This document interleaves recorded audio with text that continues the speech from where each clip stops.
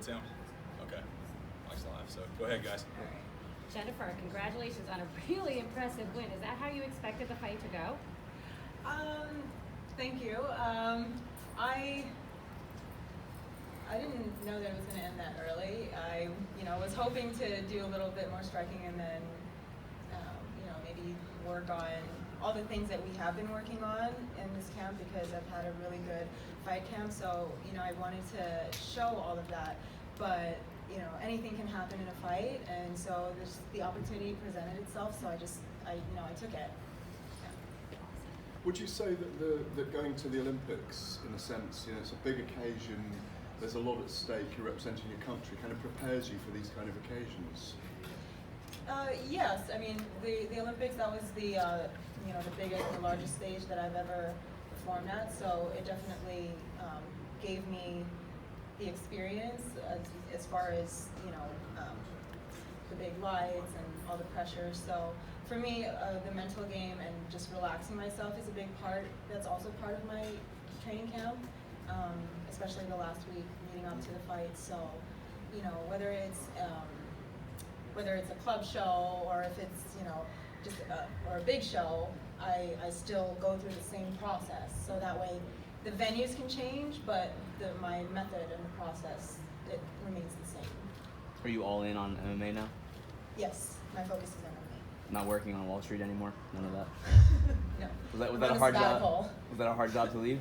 I assume the money was probably pretty good. The money was great, but it was something I could do, but it wasn't really my passion. What's tougher, getting up early in the morning to do that or getting punched in the face on a daily basis? Getting up early in the morning to do that. Yeah, interesting. When did you find that fighting was your passion? I've always had an interest in it. When I was a kid, I would watch a lot of Bruce Lee videos and movies. That was my first exposure to martial arts without me even knowing what it was. I just knew that the discipline and the lifestyle was kind of something that just caught my attention. So I was finally able to start formally training after college, actually. But I think ever since I was a kid, before knowing anything about martial arts, about boxing or anything like that, I was always kind of drawn to martial arts. And so when I was finally able to get formal training, I just ran with it. It was finally I've always wanted to do it, and now that I'm able to do it, I love it. Anyone in your life asking why are you choosing this over the lucrative career? Why are you getting punched in the face for a living instead of taking all that money on the table? Just passion. I mean, I don't have a passion for getting punched in the face. It's more of I respect the process, and it's there's more to martial arts than just the fight. That's just one aspect of it.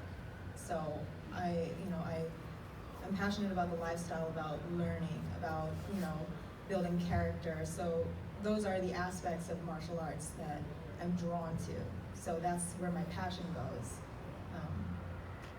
Yeah. Is that a conversation that you've had with a lot of people, like your family? Yes. Sit them down and say, all right, here's what I'm doing now. Mm-hmm. Was that hard? No, they're very supportive. Can you take us through the finish, like how you knew she was on her way out? Well, I know that I connected on 2 solid punches that I knew it rocked her, and I heard her saying okay, but the ref, I don't think he noticed it, so I wanted to back off, but I couldn't because the ref didn't notice it yet. So I'm like, okay, I just have to keep going, even though I heard her saying okay. Yeah. You think she was saying okay because of whatever went on with her I leg? think she just wanted the punches to stop. And I wanted to stop as well, but the ref didn't see it yet. So that's when I kind of took a pause, and then I just continued going, just to solidify it. how helpful has been working with Caitlin been? Obviously, she's the top 125er in the world.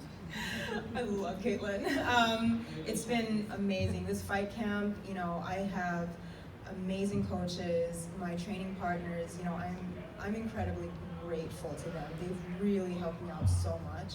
So, you know, I'm just really thankful and grateful to and all my amazing coaches and just an incredible team that I have. How are you going to celebrate your first win in MMA? That's a hard question. Yes, Guinness. I was like, do I say that here? But in my head, that's exactly what I was thinking. Yes. New sponsor. How did it feel being the only female fight on the card tonight? It felt great. I mean, you know, I didn't really think, you know, too much of that. It was just, you know, I'm another fight on. How does it feel on now? It feels great. I mean, yeah, it feels awesome. How quick of a turnaround would you like? Hawaii? I was actually thinking of going there to watch and support my teammate fight, but then also because I have family that live out in Hawaii, and so if I go there, they would probably want me to, you know, go to all these luau's and barbecues, and I'm not going to object to that. So I do go out there. There will be a lot of barbecues and luau's that I would be attending. Yeah. But if Scott Coker asked you to be on that card or one of those two cards? Yeah, I mean, I'll talk. Yeah, sure. So how far do you want to take this MMA thing? This is your new thing. This is your new career, right? This is what you want to. Well, we'll see how far yeah. we can take it. I don't have all the answers right now. I'm just really because I'm still very excited, but I still have a lot to learn. You know, but I'm very trusting of my team, and so you know when they say it's go time, then it's go time. So yeah, I defer to them on almost everything. What do you have to learn? What is your big thing you have to learn? You think? Well, also on top of aside from technique, you know, like a lot of ground game. You know, because striking is my background, so there's just so many aspects to MMA that, you know, that's new to me, which includes, you know, the cage wrestling. You know, the cage is when your back hits the cage, it's different than when your back hits the ropes. There's a little bit give on the ropes, and so it's just a different feel. So there are a lot of aspects that I still have to work on, but you know, I'm patient and I just respect the process. So, you know, we'll just take it one step at a time. You're a natural strawweight, but Bellator doesn't currently have the division. Would you consider a move up to flyweight if it meant pursuing a title there? It's just really hard for me to keep the weight off because when we go into fight camp, you know, even if I was eating a lot, we'd be training so much that it would be. It's usually really hard for me to maintain 120. Unless I'm not in fight camp. So I don't think anytime soon I would be fighting flyweight. I prefer strawweight. You were scheduled to fight your opponent as an amateur, and now you fought her as a pro. Did it feel like one really long fight camp, and what went behind making it a pro fight instead of amateur fight? It didn't feel like a long camp. You know, like that's just how the fight game is. You know, you're scheduled to fight someone and then it falls through, and so it's like, okay, all right, that's fine. You know, just go back to, you know, learning, and then if the opportunity presents itself again, then, you know, then we'll go with it. So it didn't feel like a long fight camp because I'm not like particularly like focused on any one person. I'm more focused on evolving in my game in this sport. So it felt like, you know, any other fight. And as a former Olympian, you're going to have a lot of hype around you. Is that something you want, that you enjoy? You have all the media here for your first fight. Do you look forward to that, and do you want the hype? I mean, I always look forward to, you know, new experiences. This is definitely one of those. So I'm not. I don't have that much experience with it yet, but I can warm up to it. You know, I'm adaptable, like water. He said be like water, so. Thanks for explaining that for us. Jennifer, you, I think, was it Micronesia you carried the flag for in Rio? Yes. Yeah. You know, obviously, you know, you have a history with those islands. You've got family in Hawaii. Have you looked back into your family? I mean, I want to ask you why you started fighting, but have you looked back in the family to see if there are people in the family tree, who are fighters as well? Well, my dad has some experience in martial arts. He, you know, he practiced Taekwondo, and I asked him to show me, you know, like to teach me some techniques, and he did. But you know, the rule was I just couldn't use it outside of the house. But being very excited, you know, and with all my cousins and my siblings, we would play fight all the time, and so, you know, I'm like, hey, I learned this new technique, used it, and then got in trouble, so he just squashed that. But he's the only person in my immediate family that's had some experience with martial arts.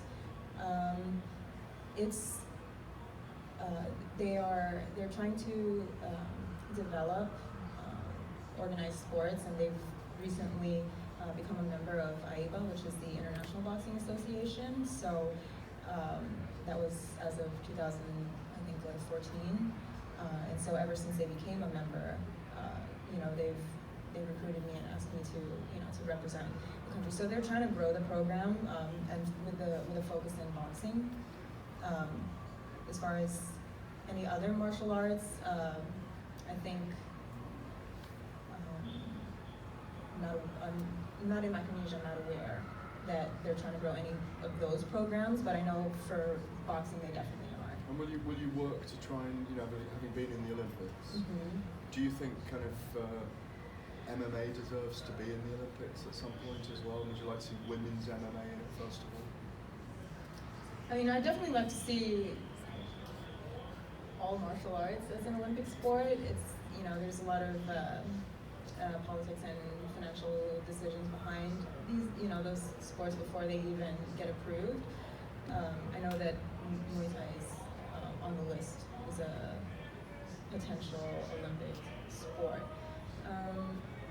But yeah, I mean, you know, I'm always excited to see the skill set and the talent in martial arts, and, you know, to give them that platform to be able to showcase that skill set to the world, I think would be amazing and would be great. So yes, you know, eventually I would love to see all those martial arts showcased in the Olympics. When you were in college, could you have imagined then that one day you'd be in the Olympics and now knocking people out, you know, at a big MMA show? Well, when they announced when I was still in college, I wanted to get into boxing. They announced that they would be including the women's division in 2012, and so it was in 2012 was when I got really serious about the next run. But prior to that, prior to the announcement, I just knew that I wanted to get started with my formal training in boxing. And after your boxing career, what was it like stepping into the cage under these lights as a professional for the first time and getting your hand raised a couple minutes later? It's just a surreal feeling, you know. I was just really excited, and I still am excited. But in a nutshell, it's just very surreal, and I'm just trying to soak it all in. Bring on the Guinness then, eh? Bring on the Guinness, yes. Do you have a preference, MMA or boxing? I don't have a preference because it's like comparing apples and oranges. They're not the same sport. There are aspects that transfer over, but you know, you can't really like compare the two because there are just too many variables and just different elements to each.